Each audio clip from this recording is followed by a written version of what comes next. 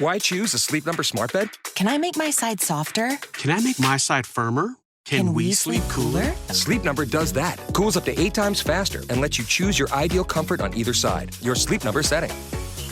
And now, during our Black Friday sale, save 50% on the Sleep Number limited edition smart bed. Plus free home delivery when you add a base. And Cyber Monday. To find a store near you, visit sleepnumber.com.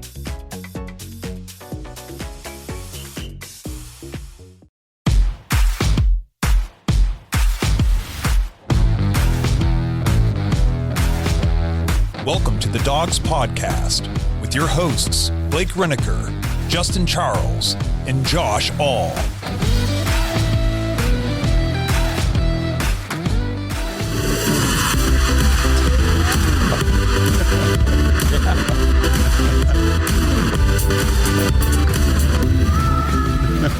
Little victory music for a Victory Friday here on the Dogs Podcast. I'm going to be quite honest, a Victory Friday I was not expecting. No. So welcome back to another episode of the Dogs Podcast. All three of us in studio for the first time in what feels like forever. Josh, Justin, and myself. We're so happy you guys could be here with us on a Friday night to enjoy a big win over the Steelers. It might not be big in terms of season goals, but it's always nice when you beat the Pittsburgh Steelers, especially at home, who I believe we are now 5-1 against at home in our last 6. Oh, wow. I don't know if you guys knew that. I did not. There's a whole bunch of stats about the game last night that were floating around beforehand, and I was like, man, those are some really nice numbers. Like the Browns were, I think, 6-0 on Thursday night football games. Oh yeah, we're the freaking like the Patriots dynasty. Dolphins. Yeah, on Thursday night football games. The Steelers are winless since 1980 against AFC North opponents on the road on Thursday night. Man, So and it continues. I wish you would have let me know these. I would have You dropped got to dig like really down. deep into the stats. It's like when ESPN used to put up a stat for LeBron. They'd be like, he's the first right-handed guy who can swing a baseball bat left-handed. And wears a headband. Yeah, who wears a headband and sleeps on his left side that made a free throw in the fourth quarter of today's game. It's crazy like stat. some of the stats they put out are just stupid. But we'll get into the episode. Before we do, though, remember, if you want to get your thoughts and your intros on the show, head to the dogspodcast.com, tap leave voicemail. If you're watching on YouTube, please like and subscribe. Make sure you tap the notification bell so you don't miss any of the new content we're putting out. Typically, it's a therapy session. Not today, though. Like we said, Victory Friday, and we're all very excited to be here with you guys. You can find us on all the major social media platforms. Just search at The Dogs Podcast. If you prefer to just listen to the show, you can find us on Apple, Spotify, and Google. And lastly, if you're looking for more dogs content, head to jointhedogs.com. Become an official Dog Pack member on the Patreon page. Get access to the private Discord. Be a part of the Dog Pack Discord preview episodes. Play fantasy football with us. Get to know a bunch of Browns fans from all over the world. Hang out with us on a pretty much day-to-day, minute-by-minute basis. The Discord's always going on. Get betting advice. Get how to smoke meat advice. There's just pretty much anything you could want to know. There's a thread in the Discord about. So it's a good time for everybody. So that's jointhedogs.com if you want to become an official Dog Pack member. And then one more thing I want to mention before we get into the meat and potatoes of this episode. We'll talk about this throughout. Our good friend Kenny Mack is doing a Movember campaign, which is money for cancer research for, I think, like men's prostate cancer. Yeah, prostate, testicular. Testicular cancer. Also for men's mental health. We always push it to try to help him get his goal. He does it every year in November. Kenny himself is a cancer survivor. We made our donation. Other people from the Dog Pack have made their donations. We want you to go to the link that is posted in the chat, but we're going to make it easy for you also. If you want to donate to Kenny Mack's Movember campaign, any super chat that is done during this episode will be donated to Kenny Mack's Movember campaign. So normally we don't ask you guys to give us money. We're very, we never ask for these super chats, but this one episode, if you want to load us up with super chats, every single penny we get from a super chat this episode will go directly to Kenny Mack and his Movember campaign. You'll be able to go to the link and see the donation made in our name from this episode, and also any new YouTube members that we acquired during this episode. If you 99 cents a month is a YouTube membership. So if you join our YouTube membership, you just jump on there, 99 cents. We'll donate it to Kenny Mack also. So again, any super chat, any new YouTube member today, we're going to donate directly to Kenny Mack. So help us out. I'll keep mentioning that throughout the episode in case we pick up viewers. But again, throw a bunch of money our way today. This is the only day of the year we're going to ask for you guys to throw a bunch of money our way. So fun game to get into. Before we start giving you all our thoughts, I know we got a couple voicemails. Let's just let somebody else kick off the episode and get to some of these voicemails. We'll just hear from Kenny Mack himself to start it. Yo, guys, happy Victory Friday. Man, there is a singer out there. She says something like this: Band-Aids don't fix bullet holes, but man, I don't mind this little Band-Aid for a relief, and it was a big win. Hey, EJ Knott, you called out Miles and you got yours. 3 sacks. You looked awesome, Miles. Guys, 2 points I made earlier from the week. If an NFL team gets embarrassed, they come back in a big way, and the Browns match the Steelers' intensity. The other thing that I mentioned, the Ravens and the Steelers, they beat the shit out of each other, and you know what? It freaking showed. The Steelers got off to a slow start. They couldn't get the running game going, and we got them, man. You know what? I said it all day. I'm going to say it again. Fuck the Steelers. You know what Steel City is today? It's Excuse City. Let's go Browns. See you next week. Well put at the end. Absolutely. Just a big win for the Browns. I think it's obviously been a tumultuous season for the Browns. Right. All kinds of talk about, is Mike Vrabel going to be the next head coach? Even we put out a post about, is Kevin Stefanski, if we lose, especially if we lose badly in this game, is he going to survive? Because the Browns have a history of firing head coaches after losses to the Pittsburgh Steelers.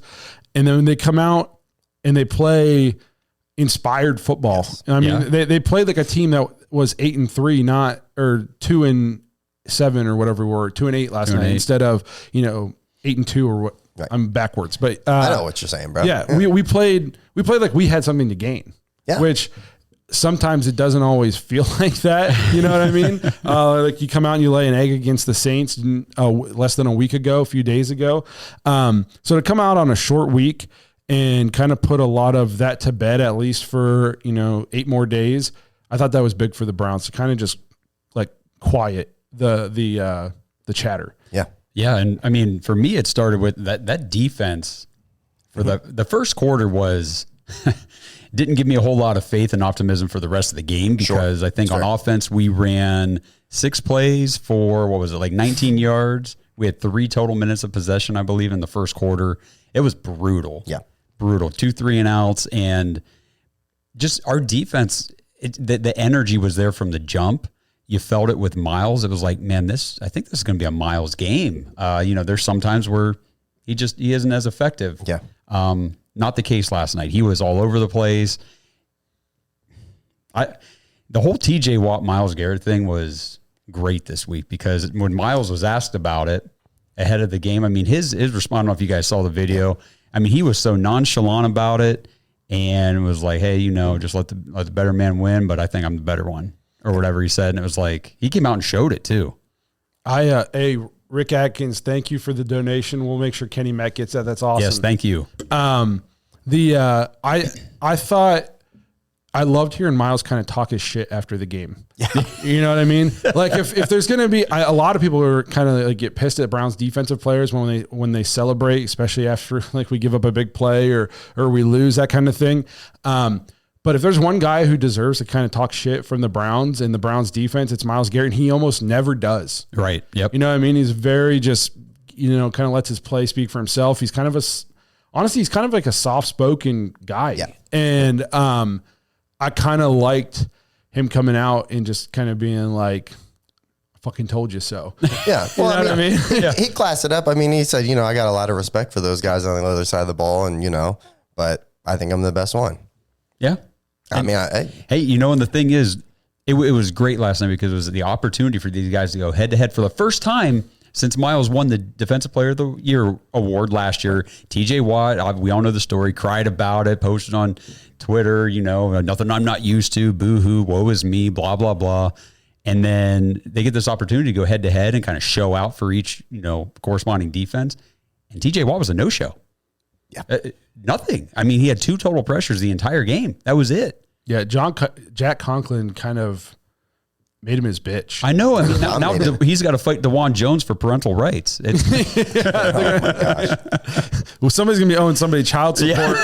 Well, you know it's bad. Like, so after the game, like everybody's talking about Miles and stuff, and the only thing I can really see about TJ Watt is Wyatt Teller blowing him up on that, which was awesome. Winston touchdown run.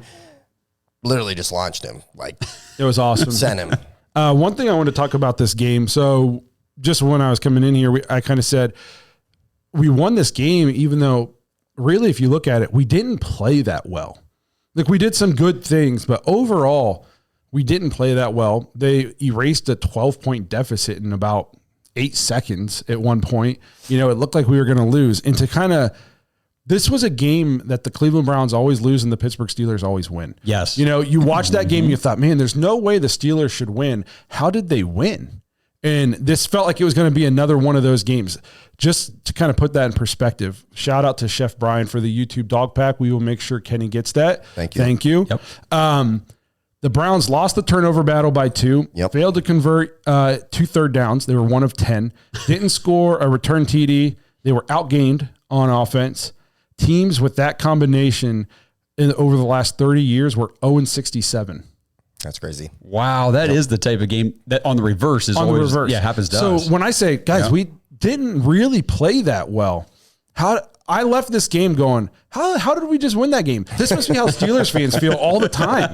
You know what I mean? Like they watch the game, they're like, man, they're bitching the whole time, they're complaining, we suck, and then we won. This is how they feel, I guess, because I watched that game and thought, man. First of all, late in the fourth quarter, I was sending messages to the Discord and in a text group. I was like, this game's going perfectly for the Browns. It's been fun. It's been competitive. It's been worth watching. And we're still going to secure good draft position. You know, once they took the lead, I thought, there is no freaking way we're going to win this game. And I wasn't even mad about it because I've gotten to that point in the season where it's just like, as long as I can still watch fun, competitive football and we can still stay in the top 2 or 3 in the draft, that is about as perfect as we could ask for right now with the way the season's going.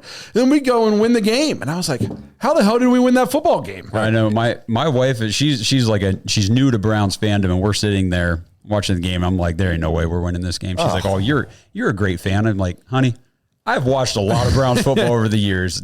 We blow these games all the time. I was sick watching it last night because I've seen it. I know. Right? Other than maybe last year, you know what I mean? Last year I felt like I was like, oh man, like that was different. That felt new. Right. You know, in those situations. But obviously they go ahead and I'm just like, well, there's no chance. You know. The Browns fan in me, that's where I'm at right now at the point of season. I'm like, oh well, that was fun while it lasted, you know, and I don't know how they pulled it off. It was, I mean, the conditions on the field obviously played into it a little bit, you know, but we played in the same conditions. Obviously, yes. Yeah, I completely agree. We can. Do you guys want to talk about George Pickens at all, or do you want to save that for later? Absolutely. Speaking of the conditions, just yes. I was just going to say the conditions in thinking of George Pickens and how we talked about TJ Watt kind of throwing a pissing fit on Twitter last year when he didn't win the defensive player there.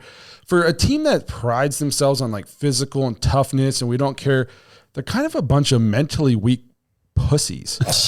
You know what I mean? Like George Pickens is a head case. Oh, I don't think they're that good. Well, then what does that make you? He just can't handle the tiniest little thing is just sets him off. He's a freaking head case. Have fun with him. It'll be Chase Claypool, Antonio Brown all over again. Only with forgot one. Juju. Yep. Yeah. You know, at least Juju produced.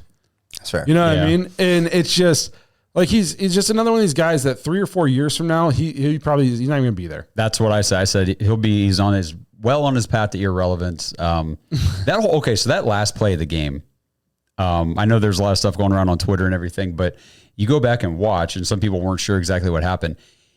They're going Hail Mary down to the end zone to try to last ditch effort to beat us. He's not even focused on the play. He's not even trying to make a play, make the catch, or try to help his team win. He's got an arm around Greg Newsome's helmet, dragging him into the back of the end zone up against the wall and starts punching him.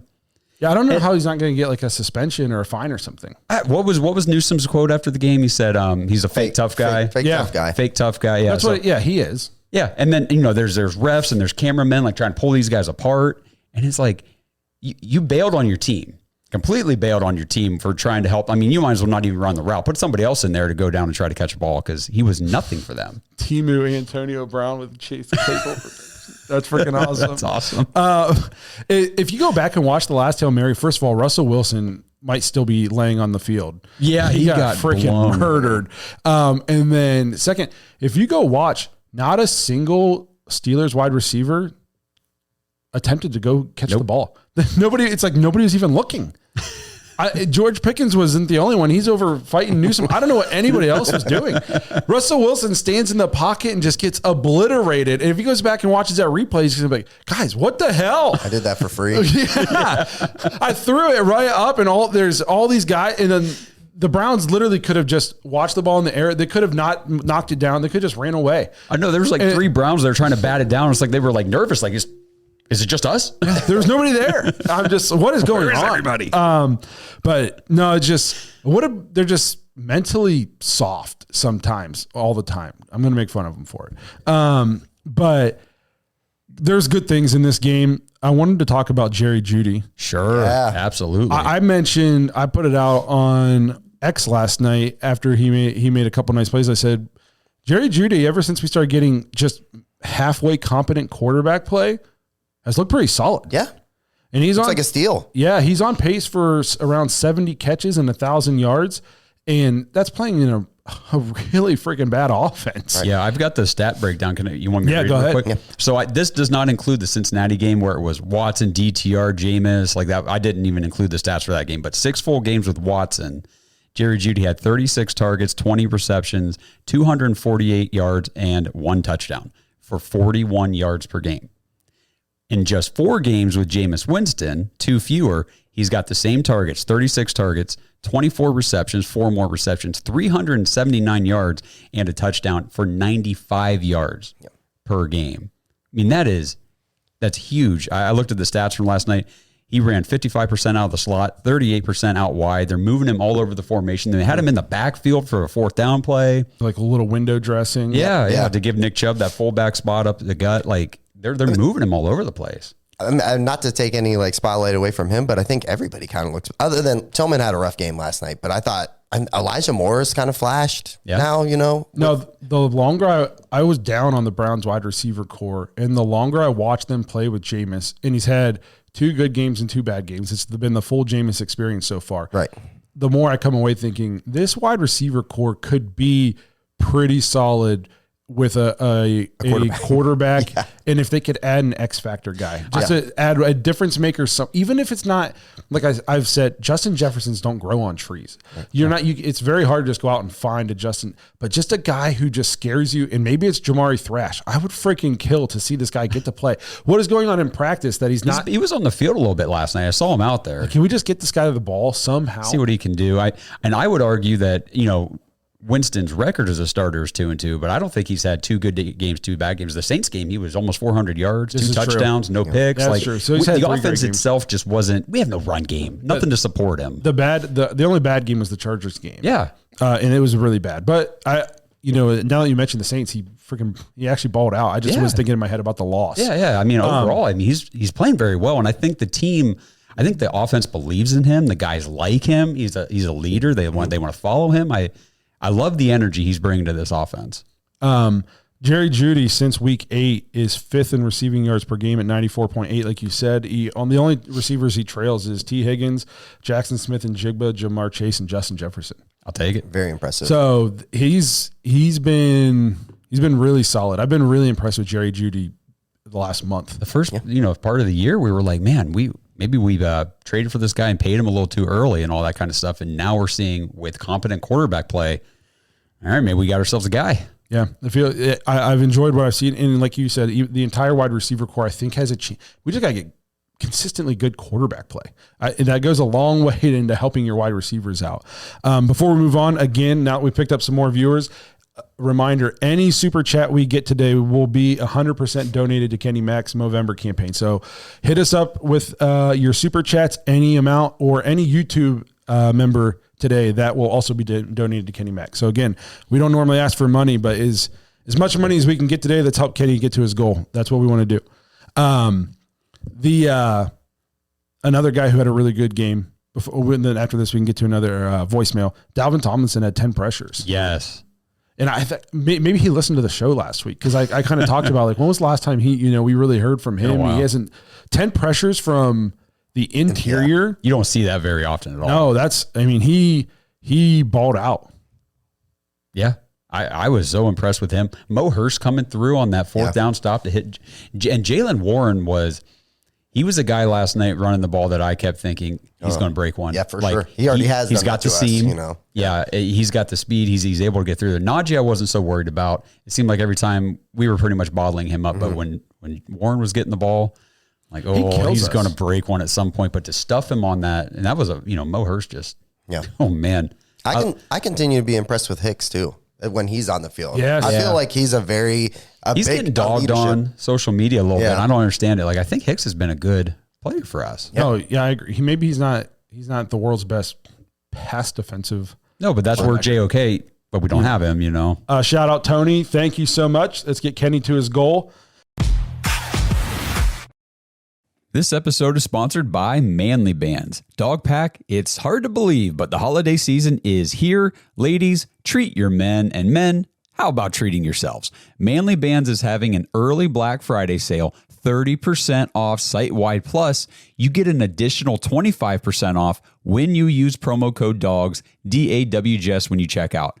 But don't wait, this sale will be ending soon. Guys, if you're getting married soon, you need a wedding band, or if you've been thinking about replacing or getting a second wedding band, Manly Bands is the best place to find bands made for men. Now, they've got your standard gold and white gold bands, but guys, they have some very unique materials and collections to choose from. Tungsten, tantalum, titanium, carbon fiber, even materials like meteorite, antler, and dinosaur bone. Yes, the bands are actually made from dinosaur fossils. They have rings made from Jack Daniel's whiskey barrels. They have a Fender guitar collection, a DC Comics collection, Lord of the Rings. There is so much to see. You just have to go to manlybands.com and use promo code DAWGS for 25% off your order. Manly Bands will send you a free ring size guide if you're unsure of which size you need, and every Manly Band comes shipped with a free silicone band so you can swap it out whenever you're working or playing hard. But don't wait, the early Black Friday sale won't last long. Get 30% off site-wide right now, plus an additional 25% off with code DAWGS, DAWGS at manlybands.com. The defense, though, so it was obviously in the first half was insane. I still get very annoyed with our defense. 3rd and 7+, might as well be 3rd and 1. I've never seen a team give up so many 3rd and longs that are just, and it's not even hard. There's just a guy wide open every time, and that and a mobile, we cannot stop a read option. If the Steelers should have just kept Justin Fields in. Oh man, he was. Yeah. His one drive he came in, they went right down the field. We had no answer. Well, that's because he hit the sideline for like a 30-yard run. Yeah, they should have. I don't know why they took him out. To be honest, Russell hasn't played terrible since he became a starter, but I didn't know why they took Justin Fields out to begin with. Yeah. And so there's some things about this defense that still can drive a guy nuts. Well, you got, your speed guy, Calvin Austin, getting down the field behind the secondary. It's like, good Lord, guys, what is going on? I felt like Thornhill again out of position on quite a few of those bigger plays down the field. Who was the guy on the sideline? Van Jefferson. Again, it was like a 26-yard pass. I'm like, every game, these guys just find the area in the zone, and it's like we don't know what we're doing. And then they just get those big plays. But like I said before we started the show, it was kind of like a bend, don't break last night. We definitely we stopped them in critical situations, which was awesome. We gave up some big plays, but ultimately we were able to keep them from scoring until the end. Right. Most of the game, the defense was pretty darn good overall. I agree. Especially like you said at the beginning, like there was a couple, I want to say it was in the third quarter. It was either 2 or 3 drives where it was just very, very easy. Our defense was just getting shredded. And then, that ultimately led, and then we were having turnovers also on top of that. And I'm like, the offense in the second half, man, we get the ball to start, and it's like, hey, maybe we were driving down, got some big chunk plays, and then Tillman gets smashed, fumbles the ball. Yeah. And they get it right back. It's like, oh man. I want to talk about, let's do a voicemail first. Okay. So we don't run out of time. No, yeah, that's good. So we'll get Stacy on here. Woo! We got a Cleveland Browns win. Finally. It was long overdue. I'm a little confused about if I'm happy that they won or not, because I do obviously have my eyes on draft picks at this time. But it is always nice to beat a rival, I will say. That being said, if only the Browns could beat other teams the way that they beat teams in our division, then we'd be looking all right. Anyways, go Browns. Yeah, if we could just do that against teams that aren't good, yeah, that'd be great. Like, the Giants and the Cowboys. Raiders, the Cowboys. Keep going. We just The get Saints. beat by Keep going. Yeah. I'm never gonna be mad that we win games. As much as I've said the smartest thing to do is just to lose a bunch, and so we can get the good draft pick. I want to win. Yeah. You know what I mean? Oh, dude. And I especially want to beat the Steelers. I've seen so much stuff about the draft pick thing, and now we're seventh overall pick, and I'm like, we have seen so many, not just the Browns obviously have botched first round picks, Yeah. galore, but you see it every year from every team. Every team botches picks in the first round, and for me, whether I'm picking as the Browns 3rd or 7th or even like 10th or whatever, I don't care. Either way, it's a high pick in the draft. You're going to get a good player as long as you do your scouting correctly. I want to beat the freaking Steelers. And especially on prime time, like that was worth all of it. Shout that out real quick, and then I got something. Fatal Gnome, $30 to Kenny Mack. You are my favorite Canadian sounding American. Love you, Fatal. Thank you.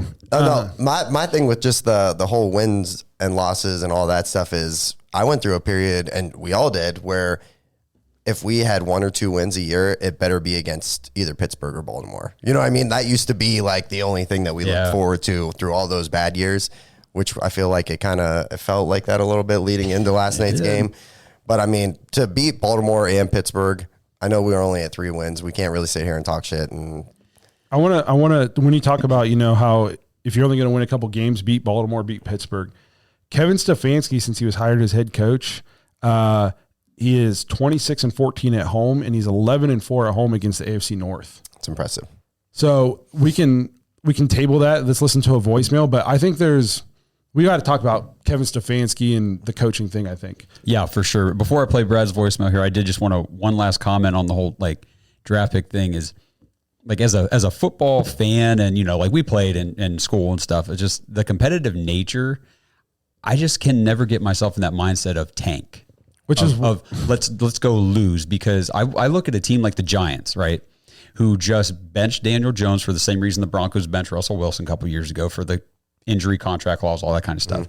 And instead of going to their backup, which was Drew Lock, they decide, well, we're going to make Tommy DeVito, the third string guy, the starter, because screwed Lock, by the way. Oh, big time. But best, they're not trying to win, obviously. And I would if that was my team, it's just man, that sucks as a fan, to do that and know that, well, now I can't watch competitive football for the rest of this year, and who knows what next year is going to be like. I don't like that mindset. It's just, I know we're super up and down football team, but the Giants have to be one of the most dysfunctional teams They just released Daniel Jones. Yeah, just straight up released him. Yep. I mean, they had him playing. He asked. Yeah, but it doesn't mean you have to. Yeah.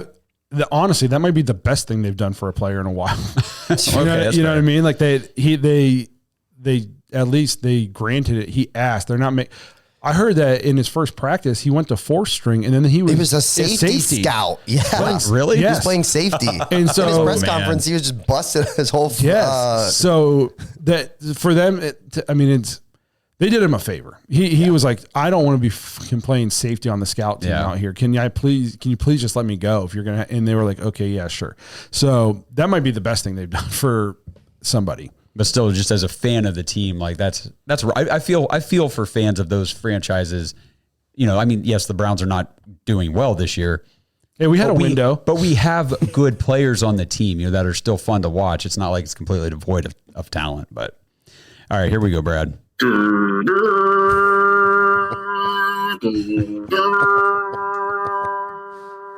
Assemble Browns fans.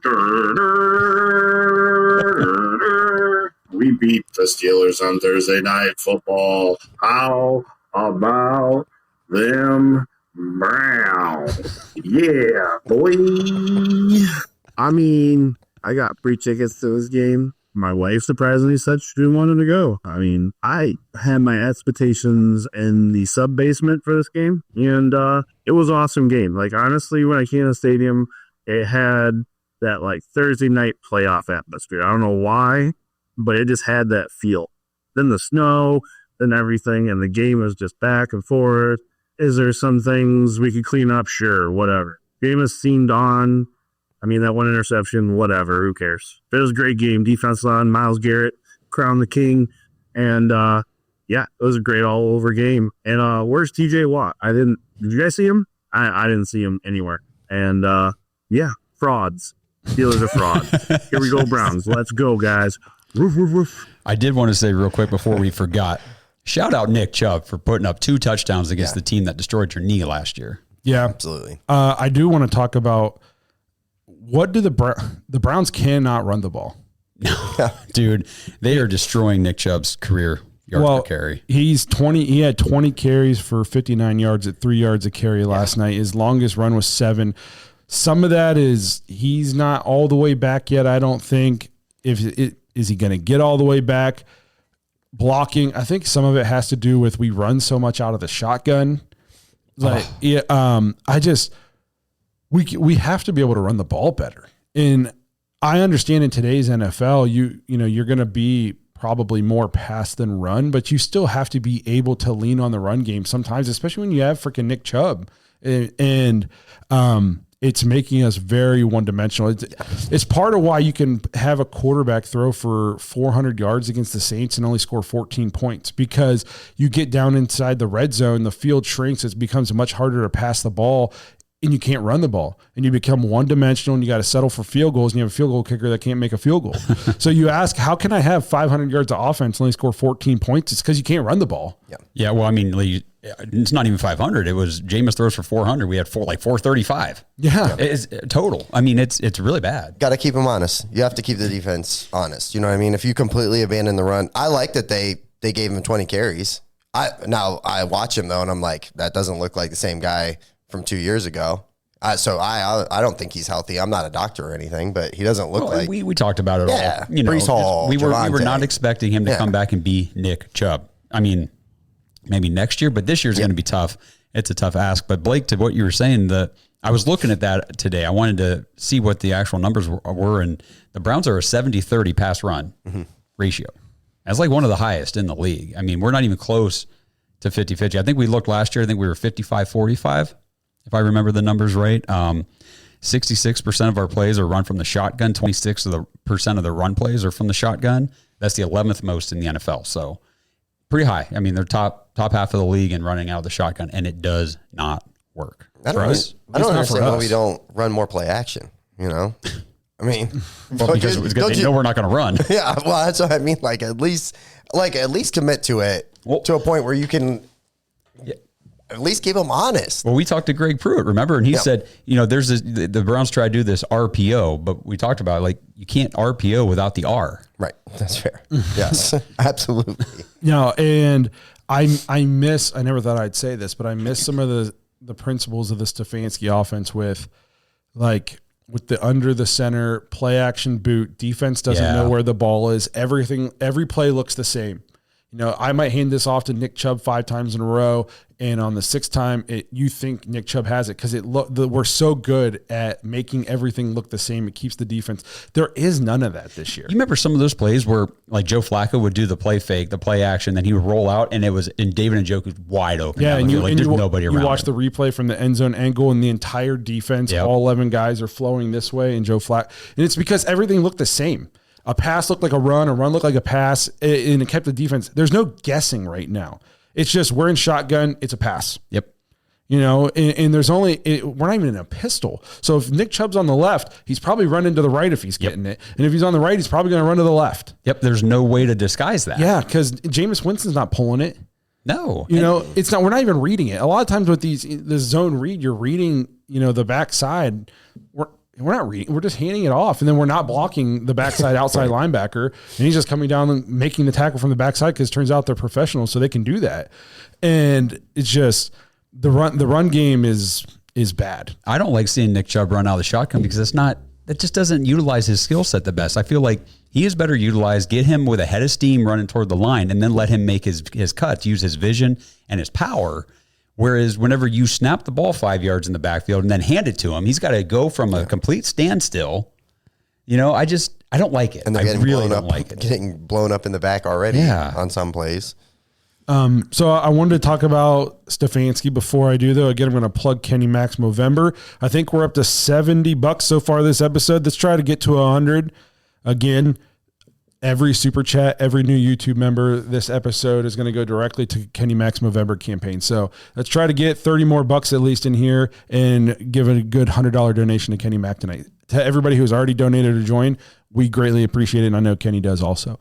Kevin Stefanski, I know the Browns came out before, late in the week and said, or the Browns didn't come out, but Adam Schefter reported, and he's connected obviously. And he's basically said, Kevin Stefanski's not going anywhere.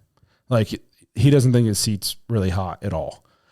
That makes me feel better. Yeah. Huge. I don't know. I guess it depends on like what you want as a fan of the Browns. If you're over it, if you think that you want a new coach, then you probably don't want to hear that. For me, I've just watched us for the last 30 years try to figure it out. And at one point last year, I said, oh, hey, we finally figured this out. This is such a relief that we don't have to go through this every year or every 2 or 3 years.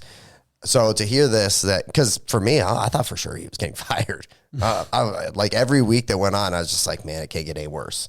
It cannot get any worse from where we're at right now, and it would still get worse. Yeah, as a Browns fan, you're right. The trajectory of the season, what we've seen, it's like traumatized flashbacks of, well, everybody's getting fired. This is just what happens here. And you're right. Whenever that came out last night, that your Rappaport, right, was saying, or Schefter saying, he's good to go for 25. I'm like, good. I need to hear that. Yeah. My thing with this is a lot of the people saying Stefanski needs to go they're the same people who say, look how stupid the Browns look for getting rid of Baker. Sure. So you're mad at the Browns for moving on from the quarterback that you think is the guy because he's playing well now 2 years later. What are you going to say then if we get rid of the coach and 2 years from now he's taking some team to the playoffs?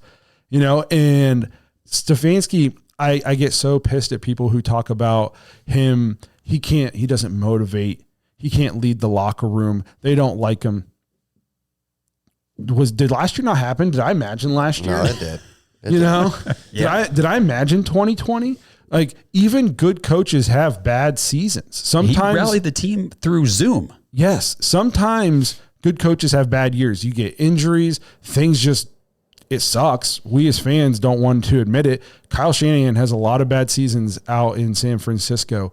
Bill Belichick was awful before and after Tom Brady. How great were Sean McVay's years whenever Stafford was out? Yeah, not good. Not good. So it's just good coaches have bad years. Sometimes it just doesn't come together. You don't blow it all up because of one bad year. Exactly. Exactly. Don't be stupid. No, I've seen so many people that they, for whatever reason, they want Kevin Stefanski to be fired, but they're supporting Ken Dorsey.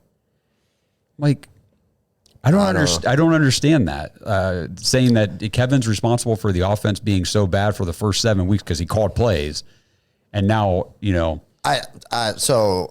very happy that Kevin Stefanski's saying, but I do think that they need to evaluate the coaching staff at the end of the year. Oh, for sure. And I think that there's probably going to be some changes. I want Dee Podesta to be gone, and I want Kevin to have free reign of just get the guys he wants, and because I don't think this staff was the guys he wanted. Yeah, it's hard to tell. It doesn't look as cohesive as it has in years past, which I think plays into the miscommunications, the sometimes being unorganized, and all that kind of stuff because they're not all on the same page. Being a forced marriage doesn't typically work. And maybe he liked Ken Dorsey and that's who he picked, but that's because he was told he had to pick somebody. Well, do you remember Hugh Jackson with Todd Haley? Oh man. Yeah. That was a forced marriage. He didn't pick him because he wanted him. He didn't want to give up the offense or the play calling. They made him. And this is also, before you come at us, we know this is speculation. Maybe Kevin was all on board with making the switch, but it's hard to look at these results and think, especially after and I know if you go back and think back to whenever they came out in the news reports, they fired Van Pelt and all these offensive coaches. And I think initially we were kind of like, Really? I mean, we just went 11-6 surprised. with 5 different quarterbacks. I can't believe we're. No, I'm not gonna lie, I was excited. We were excited the prospect of getting in this new, some new minds, but then the people they started hiring, we hated the Ken Dorsey hire at first. Yeah, we should have just stuck with it. Yeah, I think we were cool. I think we were cool with like Deuce Staley. We were happy with. I think Tommy Reese. We were kind of excited about getting, but we definitely didn't like Ken Dorsey. We talked ourselves into being okay with that. Yeah. It just isn't working. You know what I mean? Like if we're going to have Kevin, either get an offensive coordinator who is going to bring like an actual, this offense still doesn't feel that modern to me. You know what I mean? There's still not a lot of, I'm still not seeing tons of creativity, and we still don't motion like ever. And when we do, and when we do, we get an illegal motion penalty. So either that or just give Kevin his football team back. Yep. The football team that he took to the playoffs 2 out of 4 years, and won Coach of the Year twice. Let's just let the guy. If you think he's the guy, you just gave him an extension. Yeah. So then just let him be the guy. And to all the people who say, been here 4 years and nothing to show for it. Well, one, we've been to the playoffs twice, and I know the goal is Super Bowl, but making the playoffs is how you get to a Super Bowl, first of all. And most coaches in the NFL hover around a 500 win percentage, and they don't go to the playoffs every year. And you know what I mean? Like, you go find me the coaches that just win 12 games every year and go to the playoffs every year. There's maybe a couple, John Harbaugh, Andy Reid. They're not coming to Cleveland. You know what I mean? Turns out they're not looking for jobs. Right. No, but they're safe. What else do those coaches have consistently that we don't have? A quarterback. A good quarterback. Yeah. But now here's the thing, though. I've seen Stefanski be wildly successful with a lot of quarterbacks. Yes. Like a lot of them now. All of them except one, honestly. So I don't know. I'm with you, Blake. I think I do worry that there's meddling from up top. I do think that sometimes Jimmy Haslam gets involved, and that's where I'm interested to see what they do at the end of the year as far as like with Andrew Berry, like, are they going to be just trusting and everything with him just doing a top 10 pick? So I'm okay with, let's get rid of DePodesta. Yes, sure. Please. And either let AB make the picks, and then so we know if they don't work, then we know who to blame, or go out and get a John Dorsey type guy, which we already had once, obviously. Like he's not the GM in Detroit, so he can't take all the credit, but he obviously is playing some kind of part. There's a correlation there between him getting there and them having tons and tons of talent. So he's obviously helping. So go find a football guy. Stefanski and Barry can analytics. They can be the analytics guy. So go get a football guy then so it can balance it out. I think the Browns use analytics as a crutch sometimes. Yeah. And it needs to be a tool, not the only thing that you base your decisions on. Did you guys watch that video that Brad posted in the Discord about Paul DePodesta? No. Okay. I didn't get to watch it yet. Yeah, so I watched through that, and go watch it. Check it out. I don't have the name of the guy who does it or anything. I'll post it later or something. But basically, he was talking about how Paul DePodesta's mindset from baseball cannot translate to football because football is so limited. In baseball, you have 162 games to develop guys and get your team chemistry together, and you might start out slow, but then you can go on a run and make the playoffs, all this kind. You have 17 games in football. There's no time for that. Yeah. And in baseball, there's multiple different farm leagues, and guys, you might draft a rookie and then he's going to stay in a farm league for the next 6-7 years and develop. You can't do that in the NFL. You draft guys, they need to play right away or at least contribute because you've got them on a contract for 4 years. And then after that, they might not even make it through the rookie deal and they're gone. Yeah. So the mindset is different. And, he was using Anthony Schwartz as a good guy, like a comparison for that, a good example of, well, let's draft this guy who's got these, one or two elite, abilities and see if we can develop him. Well, you can't do that in the NFL. You don't have the time. And so I thought that was interesting. And the other example was, it was the first baseman, Hatteberg for the A's, and they weren't going to play him. And so what DePodesta and Billy Beane did was they traded the other guy. They traded him away, so they forced the team to play the guy they wanted at first base. And we're talking about Moneyball now. We're talking about Moneyball. And he likened that to, Deshaun Watson and Joe Flacco, where the team said, no, we're not even going to make this an issue where Joe Flacco outplayed Deshaun last year. We're trading him. You will play Deshaun Watson. And you go through the video. It was very interesting. Opened my eyes a lot about DePodesta and what he does behind the scenes. What's the over-under on we see DePodesta at all on Hard Knocks? I would just be curious just to see what he's doing. He would be on a Zoom call. He's not around here. It's kind of... He's in California. Yeah. Put that Zoom call up. The Hard Knocks, man. What a great year for Hard Knocks. Yeah, no shit, bro. You know what I mean? Oh my God. Like, I don't even know what to expect. Is it going to be exciting? Is it going to be... Who knows? Cool. Who knows? It's... At least I think even with the way the season has gone, I still think like Kevin and AB and these guys are competent, adults. It's not going to be as like Hugh Jackson. Yeah. Oh my God. That was like watching a circus. That was great. The talent, some of the things have not worked out this year, but I think inside the building, it's still competent people that, recognize there's been issues and they can fix it. That was the circus. And I don't think it's going to be that, but it is going to be interesting to watch for sure. This came from Quincy. Since week 8, Jameis has the 11th highest PFF grade. He's number 2 in total passing yards, number 5 in first downs. Watson was 26 was his highest PFF grade or rank, like in any given week. He was 30th in passing yards and 24th in first downs.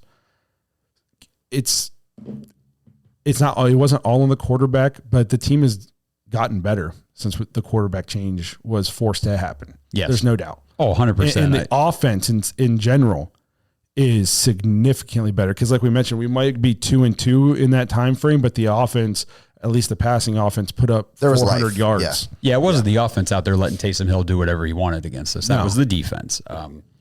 Yeah, dude, I think this year just Deshaun Watson's not, he can't be the quarterback anymore. So we got to either stick with Jameis for another year, maybe draft a young guy to develop or something. But honestly, I would love to see a little consistency. Yeah. Just like re-sign Jameis and just let him have a year. So here's, I guess, I'll pose this question to you guys. If you're going to bring Jameis back as the bridge, which we've talked about needing a bridge quarterback, whether it be Jameis or whether, it's Kirk Cousins or Derek Carr or Justin Fields is actually a name that I've actually fairly interested in. Would you then, if say we're drafting even in the top 10 or, top 5, because I'm excited that we won, but I'm not putting a lot of stock in this win. I still see a whole lot of losses. We got to go to Denver. Yeah. I still see a whole lot of losses in our future. Okay. There's a lot of time to squeeze back into that top 5. That's so fair. This episode is brought to you by Bodden Sports. Browns fans, Bodden Sports is your one-stop shop for all your athletic gear. Bodden started out perfecting and manufacturing the best balls in the business. Yeah, if that sounded dirty, that's more about your mind than my words. But hey, it's true. Baseballs, softballs, footballs, basketballs, volleyballs, soccer balls, you name it, and Bodden has engineered the highest standard sports balls available. And now they offer more than just sports balls. If you got kids playing baseball or softball, Bodden has batting gloves and bats to go along with both game balls and training balls. If you're into basketball, Bodden makes basketball specifically for indoor or outdoor use. Heck, Bodden even has all the equipment you need for pickleball, which is one sport that I hear everyone is playing and yet I still never have. And I need to fix that soon. But don't miss the backyard games section of Bodden's website where you can order everything you need for this upcoming outdoor season. Pool balls, backyard volleyball nets, croquet, bocce, horseshoes, cornhole, and more. Right now, you can get 10% off your entire order at Bodden Sports, BADEN Sports.com/dogs, DAWGS, and use promo code DOGS when you check out. That's 10% off all the top quality sporting gear you need this season. BoddenSports.com/dogs.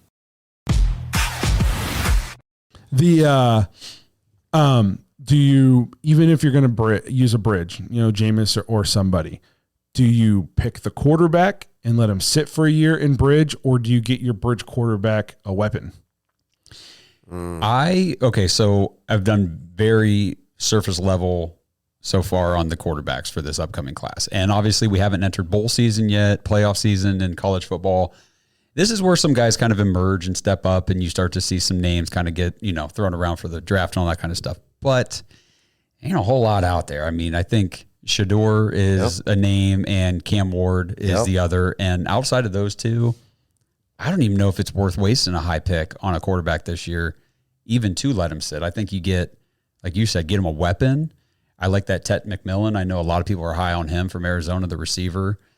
I don't think Travis Hunter's not. You got to have like top 1 or 2 to get him, I think. I'm torn. It's one of those things where if there's a guy you really love, then you got to get him. If you think he's the guy, then you have to do it. Yeah. Also, is Jameis a guy? Is he a bridge guy? I don't think Jameis is. I think Jameis is a backup quarterback. You don't think he could Geno Smith this thing? No. Now, he could prove me wrong. If he comes out in the next 7 weeks and plays really, really well, maybe I change. Maybe he can Geno Smith it, and then we go get him a weapon. But I just think if he kind of flounders and we lose all these games and he throws 2 picks in every single one of them and stuff, then it's like, one, I'm looking for a different bridge quarterback next year, probably. Right, true. You know what I mean? And then I'm taking one of those guys if I really think they're the guy. So I think the next what is it, 6 or 7 weeks, like they're kind of big for Jameis's future. Right now, as we sit, I don't think he's that guy. I think he's played okay, but we've seen like the good of him and we've seen the bad of him. That's Jameis Winston. You know what I mean? But we also talked about when he was in New Orleans and he really cut down on the turnovers in that starting stretch before his injury. We play some very good teams down the stretch and some very good defenses. If he can play well in the next 7 weeks, maybe he can change my mind. That is what I'm saying. Like, don't, in 7 weeks, if he plays well, don't be like, you said you didn't want him. No, I'm saying he's got to prove it to me in the next 7 weeks. And I think he's got a chance to do that. But if I just started thinking about it, I think the Browns, running back is going to be in play too. And I really like that guy out of Boise. Genty. Oh my goodness. Yeah. Or even in like a third round, a Travion Henderson or something. Yeah, I would say if you do a high pick on like a Genty, then you better get yourself an offensive coordinator who wants to run the ball and not Ken Dorsey, because that would be a total waste. No, I'm not taking Genty in the first, but I'm thinking if we got him in early Judkins second, later on, or something like that. Some of the drafts I've seen was like a Shador in early, and then we took a Mecca Ibuka early second. I would freaking. Go nuts. We'll see how it drafts. I just feel like Ibuka is going to end up being a first round pick, but he might fall out. He might fall into the second. It'll be close. He's been overshadowed a lot, and the Buckeyes offense has been so inconsistent. Jeremiah Smith is just so freaking. He's so awesome. Gosh, he'd be a top pick now. Yes, yeah. And he's freaking 18 years old. He's a freshman. It's unreal. How big of a piece of shit am I? You just don't exactly have the athletic gifts that he has. This is true. I wasn't blessed. Speaking of Jameis, though, in the final 2 minutes of games this year, he's 10 of 15, 3 touchdowns, no interceptions, 8.4 yards per attempt, and 2 game-winning drives. Okay. I'm telling you, and the thing is, I don't even think our offense is good. Like the offensive scheme, the system, I think it's all pretty much shit. I think Jameis would thrive so much better in last year's offense. My God. Yes, exactly. If he could stick him in what Flacco was doing last year, and I think he might even be better because Jameis has not thrown or not committed the turnover. I mean, Flacco was good for 2 a game. Yes. 2.5 a game, I think, is what he averaged. And Jameis, he had the bad game against the Chargers, and the 1 pick last night, which that one was just kind of... It almost looked like miscommunication. He threw to the outside, and I think it was Elijah Moore broke to the inside. So it was either miscommunication, a terrible throw. I don't know. It didn't even look like it came out right. Yeah, obviously the elements. So, are we talking about blaming it on the weather now? No, I'm just no. I'm just saying. I think for the situation last night, I thought Jameis played a very good game, and then like that touchdown where he pinwheeled himself into the. That's awesome. That was helmet breaks, and but I was like freaking out on the couch watching because he pump faked like 4 times. I thought he was going to get sacked. He kept looking for people. I'm like, just run the ball. It's the goal line's right there. Just go, and he finally did. But I was like, quit looking for somebody. I think you would see him cut down on so many turnovers if we went back to the offense that we were running last year. Sure, if we could run the ball too, we could run the ball, or at least had the threat. Like I said, everything looks the same. I think a Ken Dorsey offense it's all on the quarterback. Kevin's offenses were always like quarterback proof. Yeah, it was you put him in here to minimize the importance of your quarterback. You're running this offense because maybe you don't have a Patrick Mahomes or a Lamar or anything like that. A Ken Dorsey offense is for a Cam Newton and a Josh Allen. It puts it all on the quarterback. Well, I think if you do that, that's where you're going to see Jameis. You're going to see the best of both worlds with Jameis. You're going to see him, throw for 400 yards, or you're going to see the Chargers game. And I think if we went back to just Kevin's style of offense, I think Jameis Winston, like you said, we could see the explosiveness of the Joe Flacco Cleveland Browns offense with significantly less turnovers. I'm not saying he's going to throw 40 touchdowns in 4 picks, but he was on pace to throw for like 30-6 when he was in New Orleans that year, 30-8, somewhere in there. Yeah. I think that could be our offense. Like I would 100%, I'm bringing back the entire coaching staff with the exception of one guy. Yeah. Most likely. Like I know a lot of people have been out on the special teams this year. I think that has more to do with some of our depth than coaching. Bubba Ventrone's still known as a very good special teams. I'm seeing his name getting floated around for head coaching positions next year. I'm like, really? Okay. So maybe you're right about the lack of depth. I think on our team. Jim Schwartz is obviously still a good there's things that frustrate the shit out of me about a Jim Schwartz defense, but overall it's a good enough defense for us to win football games. If we had a competent offense consistently, yeah, we'd be totally fine. We saw that last year. Yeah. I thought it was really cool last night that they made obviously they got to find stuff to talk about before the game, but Jameis had never played in a game this cold before, never played in the snow. And he came out before the game and said, you're not a Cleveland Brown until you beat the Steelers. Yep. And he did it all last night. So I was very happy for Jameis. It was just good to see. I love seeing these guys embody the Brown. He was come out having and play fun like last that. night, man. He was having a blast. Yeah. Again, Kenny Mack, we got about 5 minutes left. Get us some super chats. Let's get Kenny Mack up to $100 so we can donate that to him. I don't like begging you guys for money, but this isn't for us. This is for Kenny Mack. We're $30 away. $30 away from getting to do a $100 donation for Kenny Mack's Movember campaign. So help us out. Super chat, YouTube memberships. It's all going to him. I thought another guy who actually played a really good game who caught a lot of shit in the last week was Juan Thornhill. Sure.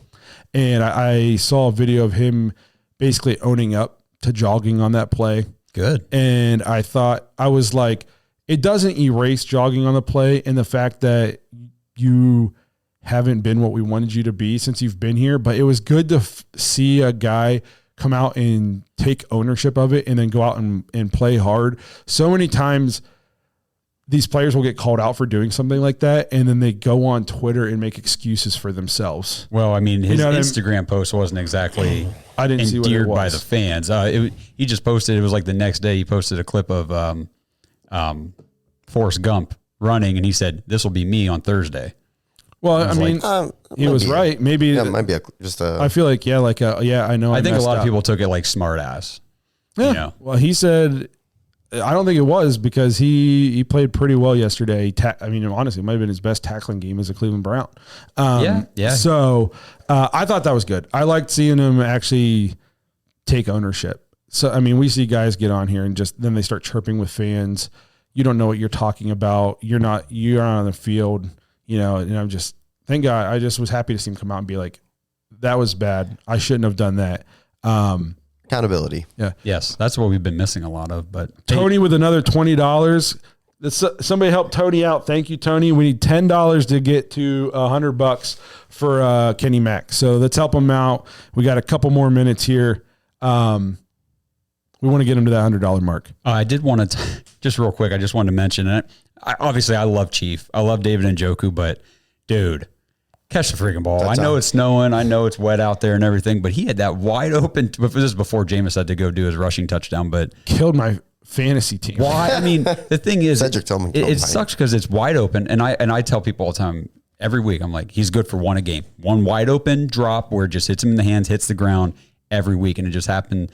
Last night, it was in the end zone, wide open, and then turned around on the 2-point conversion, catches the most difficult pass imaginable, lands on his head, gets crunched, and I'm like, just catch the easy one. I feel like this kind of came out of nowhere in terms of we talked about it on the show before. He had a lot of drops early in his career, like his first year, but then he had pretty much fixed that. Thank you, Rick. There we appreciate you. $100. Thank you guys. To everybody who helped out. Thank you guys so much. I know Kenny Fatal Gnome pushing us over the top. Yes. Oh, boy. Oh, Chef Brian pushing us over the top. You guys are awesome. Thank you guys so much. That's awesome. I think that's up to $120 now to donate to Kenny. So thank you guys so much. But I lost my Njoku, yeah. He I feel like this season all of a sudden he's good for one. It's like last couple of years he's been pretty sure-handed. I felt like maybe a drop every now and then, but where's this? I don't know where it came from. Yeah, it's almost Greg Little syndrome. Oh, where man. Greg Little used to drop the layups and then he'd go out and make a circus catch over 3 guys. I almost feel like when he's covered, it's like maybe he loses focus because when he's covered, he's zoned in. Oh, I got 2 guys on me. I got to go up and make this great play. And when he's wide open, it's just like, is he worried about run after the catch?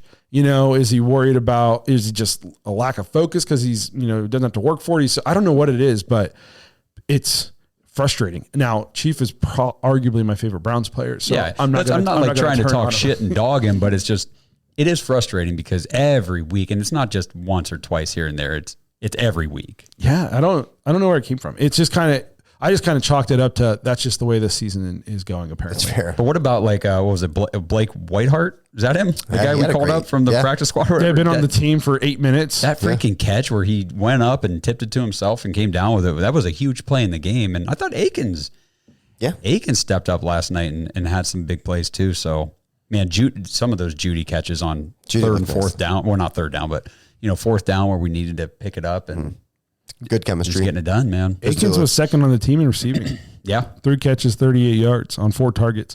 What I like, Judy was 6 catches on 6 targets. Akins 3 catches on 4 targets. Whiteheart was 1 catch on 1 target. Tillman 2 catches on 4 targets. Elijah Moore 3 catches on 5 targets. The only guy who had targets and not a lot of catches was David Njoku. He was one catch on 5 targets. Pretty much everybody else, if the ball came to him, they were catching it. I'll tell you what, I mean, I was just very impressed with Jameis Winston, the way he was able to facilitate, even when the elements got bad the second half of the game, when it got really nasty out there. Yeah. There were situations where I thought Ken Dorsey was doing some bonehead stuff, like throwing when I was like, dude, just run the ball. I know we can't run it very well, but there were certain moments where we needed to kill some time and do some things that, I don't know. I'm not impressed one bit with him. But overall, Jameis, I don't know, man. Couldn't ask for a whole lot more last night. Just another guy that comes in and is wildly successful. So we're gonna wrap it up, but I want to ask you guys before we get out of here. Obviously excited about the win. What do you think? Does it change your outlook at all for the season? Or do you see us? Is it 3-14 now? I'm gonna try something because when I was looking at the schedule, I thought to myself, no more wins. Right. And then we feels like we come out here and we steal one. So do we steal more or are we looking at 3-14? I found the solution is in our pick'em league. If I pick the Browns to lose, we win. So I'm just going to start picking us to lose every week, and maybe you should have done that a little sooner. Yeah, that's fine. Week 2.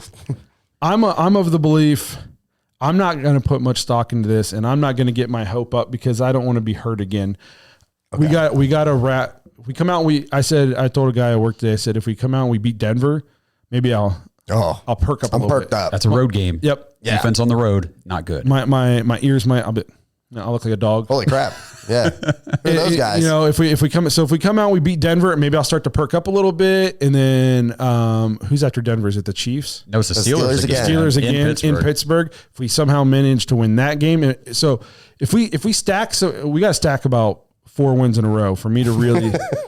Because until that, let's be honest. If we beat Denver and then we beat the Steelers, going to 3, I'm going to be like. We're going to the playoffs. We're not done yet. We're not leaving. But I'm not going to throw all my faith and my trust into that. I got to see it now. I'm not doing this again. I'm too guarded. My walls are up. I'm like you, bro. I'm 100% on board with you. I'm very guarded right now. And I had fun last night watching the game. Yeah. But I had zero expectations going in. Exactly. For the first time in a long time, I was like, we might lose by 4 touchdowns or we might win like 17-13. I don't know what the hell is going to show up. It's like when I go see a movie that I'm like, I don't think this looks that great. And then I leave it and I was pleasantly surprised. Yes. And that wasn't a great movie, but I kind of enjoyed watching it. watching that. That's how watch that again. Yes, that's how I felt about last night. I was like, oh, this was kind of nice. I think if they just look like fun and competitive and like the last 6 or 7 games that they have left, because it's a tough schedule. Like, I'm not saying it's like a metric test, but like, see how you stack up against the Chiefs. See how you stack up against Baltimore again and Pittsburgh again and Cincinnati again, Miami. Like, there's an opportunity. See what you have in your talent on your team. So realistically, for me, expectations: Denver, tough, brutal on the road in Denver. We never play really well out there anyway. Fair. They got a great defense, and ours does not travel well at all. And then we go to Pittsburgh. I would put a little more faith in any of our AFC North matchups because we just seem to always play those games tougher. It's just a different bird when you're playing AFC North. So you got that, the Ravens game at the very end, which they'll probably be, benching a lot of guys or not playing their starters, depending on how their season's ending. And then I think we could go down to Cincinnati and give the Bengals a game. We always seem to. But like the Chiefs at home, in my head, I'm almost picturing a redo of the Chargers game. Like that could be. Because they're so biggest good. thing is their offense hasn't been great, but their defense is so good. It's like, what can we expect out of our offense? Yeah, it's kind of like the Chargers offense isn't like explosive, but I mean, a couple big plays. It's all it took. And they got Pat Mahomes. Yeah. And the Dolphins game, I'm like, how do I feel about the Dolphins? We'll see. I don't know. Yeah, I don't know how to feel. Like you said, just play competitive, Let's have fun. I want to be a competitive fan with my team. I don't want to be stressed out and upset. Yeah, that's why last night. That's why I'm not putting any. Yeah, if we win, we win. Yeah. If we lose, I expected it. And were you guys like this? Okay, so before the game started last night, I told my wife, I was like, she's like, oh, okay, how's this game going to go? I said, you know what? The season's pretty much over for the Browns anyway, so honestly, it doesn't matter. I'm not going to be upset tonight. It's going to be fine. And we're partway through that game. She's like, I can't tell you how many times she looked at me and said, I thought you weren't going to get upset tonight. I thought you weren't going to be stressed out about this game. I'm like, well, they're actually winning and playing well. And now I just want to beat these guys because I hate the Steelers. It'll be very Cleveland of us. We'll go on like a little mini win streak here, win 3 games in a row, and I'll be all the way back in, and then we'll lose out. Honestly, what would make my season just screw everything up. Just completely Cleveland. Like I said, they'll give me a little bit of hope, and I'm like, we're back. And then we'll lose 4 straight, and I'll just be like, fuck. What would make my season awesome right now is if we just start kicked off the Steelers implosion. Yeah. Like the slide. Like they go on a 5-game losing streak. Like we did the year that we beat them in the playoffs. Yeah. They were undefeated. Honestly, watching them last night and then looking back at their season so far made me really realize they're not this 8-2 superpower team. Like they're getting by on, I don't want to say lucky, but they're winning close games, Oh, Kenny Mack's supporting to himself. All right. Love you, Kenny. Donating. It's actually going to be less because he donated 20 Canadian dollars. So we're going to have to give we'll give him $16 back. Now I will say this about the Steelers. I'm pretty sure I saw before the game they have the most wins against current playoff teams. So of their 8 wins, I think 5 of them are against current playoff teams or something. So they've played a tough schedule and they're 8-3. So. Yeah, but didn't they get the Broncos early or something? And Andrew Jackson with the 1999 donation. I like it. These guys are awesome. We'll cover the penny. Yeah. Thank you, Andrew. That was awesome. Yeah, we'll round it up. Yeah. So that put us up to, if you count Kenny's, what, $140, $150? Thank you guys. That's awesome. I think that's a good note to end it on. Absolutely. So again, we appreciate you guys being here, hanging out with us for a Victory Friday. We probably, unless Josh has plans to do some stuff, I don't think we're planning on doing another full episode until probably late next week. Right. We don't play again until Monday night. So on Monday night, after the weekend, we'll air the interview with Greg Pruitt. Awesome episode. We talked a lot about the current team and everything, got his perspective on a lot of things. Really fun guy. So don't miss that. That'll be Monday night. I think Wednesday I probably will do just a quick little update after the weekend and all that kind of stuff, and just wish everybody happy Thanksgiving and all that kind of stuff. But so for me, have a good holiday, because I probably won't see you until afterwards. Again, we appreciate you guys being here for Victory Friday, hanging out with us. Huge shout out to everybody who donated tonight to Kenny Mack in his Movember campaign. If you are interested in donating and you didn't do any of the super chats tonight, that's perfectly fine. Pinned in the chat is the link. You can go there and make the donation yourself if you prefer. Let's help Penny. We got about 2 weeks left of November, a week and a half to help him get to his goal. So we don't want to come up short. So again, thank you to everybody who did donate. That's awesome. We got way more than I expected us to. Yeah, you guys are the best. Yep. Again, we appreciate you guys being here. Have a good, fun, safe holiday. Go Browns. Woo woo. Absolutely. Thanks for listening to another episode of the Dogs Podcast. Make sure you subscribe on YouTube and follow us on Twitter at the Dogs Podcast. Get your thoughts on the show at thedogspodcast.com.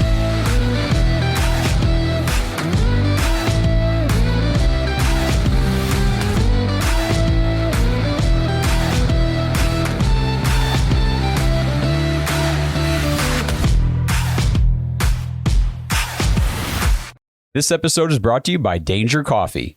Browns fans, we talk about how Danger Coffee is made free from mold toxins that are in 45% of the world's coffee, but that's not all that Danger Coffee has to offer.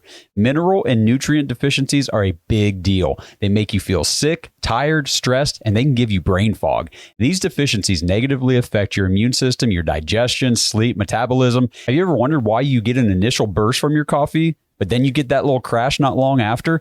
Danger Coffee's patent-pending process remineralizes your body with more than 50 trace minerals and electrolytes, leaving you more energized, engaged, powerful. These micronutrients enter the cells to boost performance. They bind to toxins to provide detoxification support. I know that sounds like a lot, but the bottom line, guys, is minerals matter, and most of us really don't get enough of them on a daily basis. Danger Coffee delivers micronutrients, plus it gives you access to the minerals you already have. Head to dangercoffee.com, use our code DOGS, DAWGS, for 10% off your order, and that code can be used over and over, so you get 10% off every order you make using code DOGS. It's time to start every day off with a cup of coffee that gets you going and actually keeps you going. dangercoffee.com, code DOGS. This sales season, Ritual is urging you to think about what's essential. Your daily health? Pretty essential. Making sure your products are heavy metal tested, Clean Label Project certified, and sourced through a traceable supply chain? Also essential. So this Black Friday, skip the micro trends and put your savings where they matter. Your health. With 40% off daily essentials like stress relief and Symbiotic Plus for gut support. Head to ritual.com/podcast and shop responsibly. O'Reilly! You've got questions? O'Reilly Auto Parts has answers. Need a pro you can trust? We've got that too. No matter what you need, our professional parts people have the training and expertise to help you do things right. Deep automotive knowledge. Just one part that makes O'Reilly stand apart. The professional parts people. O'Reilly!